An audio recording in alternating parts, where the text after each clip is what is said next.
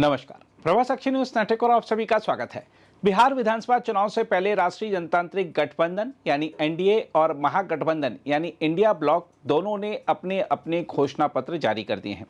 पटना में मुख्यमंत्री नीतीश कुमार, बीजेपी के राष्ट्रीय अध्यक्ष जेपी नड्डा और केंद्रीय मंत्रियों जीतन राम मांझी, चिराग पासवान तथा सांसद उपेंद्र कुशवाहा की मौजूदगी में एनडीए ने अपना विस्तृत घोषणा पत्र प्रस्तुत किया। एनडीए के घोषणा पत्र में 1 करोड़ रोजगार, महिलाओं के सशक्तिकरण, औद्योगिक विकास और बुनियादी ढांचे में निवेश पर जोर दिया गया है। घोषणा पत्र में हर जिले में मेगा स्किल सेंटर, औद्योगिक पार्क, महिला उद्यमिता मिशन, खेती के लिए एमएसपी की गारंटी और 7 नए एक्सप्रेसवे जैसी योजनाओं की घोषणा की गई है। इसके साथ ही गरीबों के लिए 50 लाख नए घर, 125 यूनिट तक मुफ्त बिजली, मुफ्त राशन और बेहतर शिक्षा, स्वास्थ्य ढांचा का वादा किया गया है। बीजेपी ने कहा है कि यह घोषणा पत्र प्रधानमंत्री मोदी की गारंटी और नीतीश कुमार के भरोसे का प्रतीक है। दूसरी ओर महागठबंधन ने अपने घोषणा पत्र, जिसे तेजस्वी प्रण नाम दिया गया है, उसमें हर परिवार को एक सरकारी नौकरी देने का वादा किया है। आरजेडी नेता तेजस्वी यादव ने कहा है कि हम सत्ता में आए तो 20 दिन में हर परिवार को एक नौकरी दी जाएगी। घोषणा पत्र में जीविका दीदी को स्थायी सरकारी कर्मचारी का दर्जा देने, पुरानी पेंशन योजना लागू करने, आउटसोर्स और कॉन्ट्रैक्ट कर्मचारियों को नियमित करने और युवा, किसान व महिला सशक्तिकरण से जुड़ी 25 प्रमुख घोषणाएं शामिल हैं। देखा जाए तो बिहार की राजनीति में घोषणा पत्र अब केवल नीतिगत दस्तावेज नहीं रहे, बल्कि भावनात्मक प्रोपेगेंडा बन चुके हैं। इस बार दोनों खेमों ने वादों की ऐसी बारिश की है कि आम मतदाता के लिए असली और नकली बादल में फर्क करना मुश्किल हो गया है। एनडीए के घोषणा पत्र दिखने में व्यवहारिक और संरचनात्मक है। यह विकास, उद्योग और स्थिरता की बात करता है। वहीं महागठबंधन का घोषणा पत्र भावनात्मक है। यह नौकरी, वेतन और सरकारी स्थायित्व जैसे सीधे वादे करके युवाओं के दिलों को छूने की कोशिश करता है। एनडीए ने इस बार गारंटी को मुख्य शब्द बनाया है। मोदी की गारंटी और नीतीश का भरोसा, यह नारा सीधे जनता की याददाश्त में बैठाने की रणनीति है। घोषणा पत्र का फोकस बुनियादी ढांचे पर है, जैसे 7 एक्सप्रेसवे, 3600 किलोमीटर नई रेल लाइनें, हर जिले में मेडिकल कॉलेज और औद्योगिक पार्क का वादा किया गया है। लेकिन सवाल यह है कि क्या बिहार में उद्योग लगाने का माहौल तैयार है? बिजली, भूमि, कानून व्यवस्था और मानव संसाधन, ये चारों चुनौतियां अभी भी गंभीर हैं। देखा जाए तो 1 करोड़ रोजगार का वादा तब तक महज नारा रहेगा जब तक बिहार में पूंजी निवेश आकर्षक नहीं बनता। हालांकि एनडीए ने महिलाओं पर केंद्रित योजनाओं, लखपति दीदी मिशन और महिला उद्यमिता योजना के जरिए ग्रामीण महिला वोट बैंक को साधने की कोशिश की है। नीतीश कुमार का पिछला रिकॉर्ड इस दिशा में अपेक्षाकृत मजबूत रहा है, इसलिए इस वर्ग में एनडीए का वादा विश्वसनीय दिखता है। वहीं तेजस्वी यादव ने घोषणा पत्र को पूरी तरह युवाओं के लिए डिजाइन किया है। 20 दिन में नौकरी जैसा वादा तात्कालिक रूप से आकर्षक जरूर लगता है, लेकिन वित्तीय दृष्टि से यह असंभव है। बिहार के राजस्व संसाधन सीमित हैं। अगर हर परिवार के एक सदस्य को सरकारी नौकरी दी जाए तो यह न केवल आर्थिक रूप से अव्यवहारिक होगा, बल्कि शासन व्यवस्था भी चरमरा जाएगी।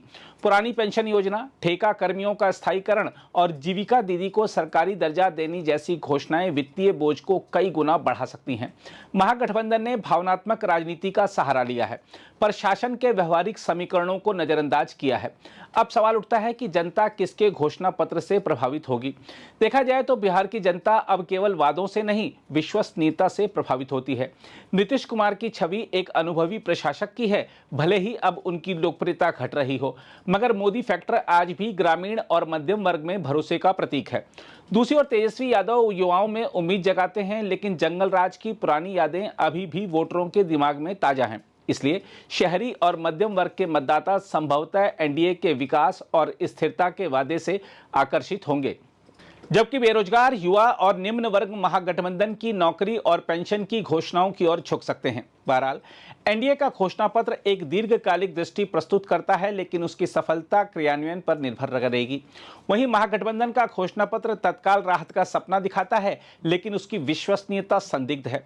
बिहार के मतदाता अब भावनाओं से अधिक परिणाम चाहते हैं। वह जान चुके हैं कि रोजगार की राजनीति और विकास की राजनीति के बीच एक बहुत गहरा अंतर है।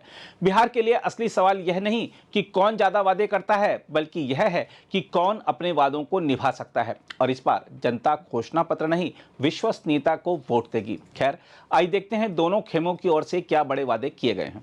अति पिछड़ा वर्ग को आर्थिक और सामाजिक बल देना, अति पिछड़ा वर्ग के विभिन्न समूह तांती, ततवा, निषाद, मल्ला, केवट, गंगौता, बिंद, नोनिया, तेली, तमोली, बढ़ई, धानुक, लोहार, कुम्हार, नाई, शिल्पीकार, ठठेरा, माली, चंद्रवंशी, हलवाई, कानू, दांगी, तुराहा, आमद, केवट, राजवंशी, गड़ेरिया और इत्यादि को 10 लाख रुपए की सहायता देंगे।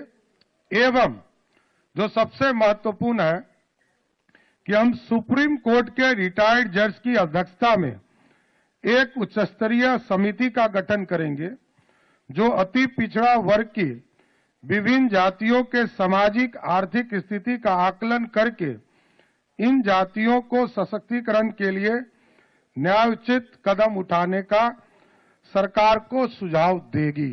बिहार जो है बेसब्र है बदलाव के लिए।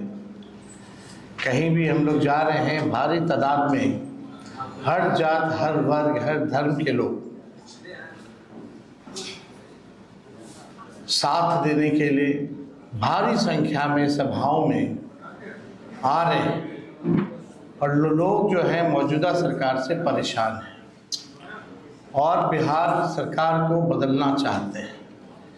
20 साल पुरानी विजनलेस खटारा जो सरकार है, भ्रष्टाचार, अपराध चरम पर हो गया है इनके रहते हुए, कहीं सुनवाई कार्रवाई नहीं हो रही है।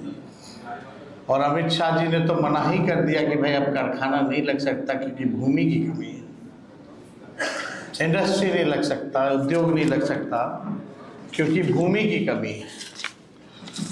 तो लोग समझ चुके हैं भाजपा को, उनके चाल और चरित्र को, कि मोदी जी ने फैक्ट्रियां लगाई, SEZ लगाई, IT पार्क लगाई, सेमीकंडक्टर फैक्ट्रियां लगाई, स्टेडियम्स इंटरनेशनल लगाई, इन्वेस्टर मीट जो है सब कुछ गुजरात में, बल्कि बिहार का बजट भी शिक्षा चिकित्सा का गुजरात में खर्च कर रहे हैं। अब बिहार को केवल और केवल अंगूठा और ठेका दिखाने का काम किया है।